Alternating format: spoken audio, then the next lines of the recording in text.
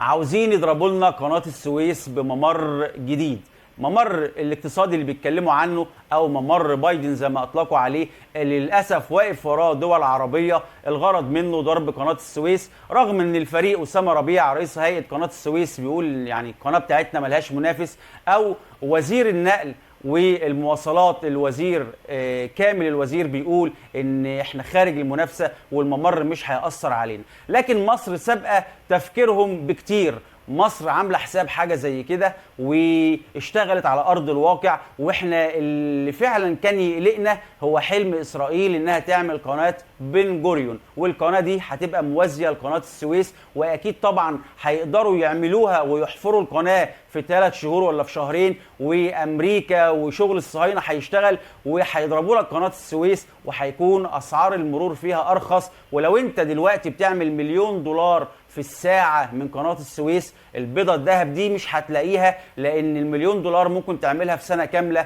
لو حصلت قناة بن جوريون وعملوها. فمصر عملت إيه؟ مصر اشتغلت على أرض الواقع. أولاً إحنا وسعنا قناة السويس بقى الممر رايح جاي عشان يستوعب سفن أكتر. تاني حاجة عملنا خطوط سكة حديد من العين السخنة للعلمين، وعملنا خط طابة العريش، وكمان عملنا خطين العريش بورسعيد، وكمان طورنا مواني العريش والعين السخنة وبورسعيد واسكندرية. احنا قضينا على الكابوس اللي كان ممكن يعني يتحقق، هو قناة بن جوريون اللي بتسعى اسرائيل انها تعملها، والكلام ده طبعا مش خافي عن حد.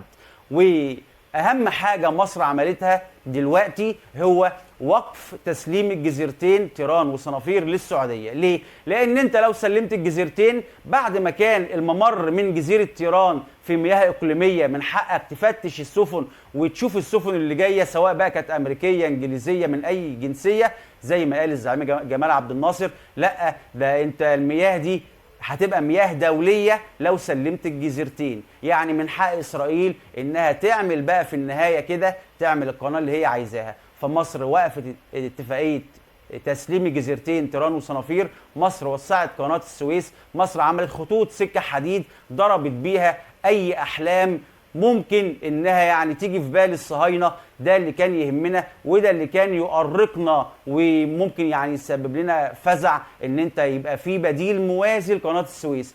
غير كده بقى اللي عايز يعمل ممر اقتصادي يعمل، ومفيش حاجة إن شاء الله هتأثر علينا. اللي عايزين نقوله كل دولة بتدور على مصلحتها، مفيش في البيزنس بقى عرب ومفيش مسلمين، كل دولة بتفكر هي الصالح ليها ولشعبها ايه، كانوا عرب ولا كانوا أجانب. وزي ما قلنا أمريكا وإسرائيل عمرهم ما هيتمنوا لك الخير، طالما سعوا في مشروع أكيد المشروع ده ضدك وضد بلدك. حفظ الله مصر. جزيرة تيران، جزيرة تيران مصرية وساحل سيناء مصرية. إذا قلنا إن المياه الإقليمية 3 أميال فهي مياه إقليمية مصرية. إذا قلنا إنها 6 أميال فهي مياه إقليمية مصرية. إذا قلنا إنها 12 ميل فهي مياه إقليمية مصرية. والممر اللي بتمر فيه البواخر بيمر على مسافة أقل من ميل من السواحل المصرية في سيناء. وعلى هذا الأساس فنحن لم نسمح في الماضي قبل 56 للسفن الإسرائيلية إنها تستخدم مضيق تيران، ولم نسمح لها أبدا إنها تستخدم خليج العقبة. وكنا بنفتش كل المراكب اللي بتعدي هذا المضيق، وكنا فاتحين نقطة جمرك.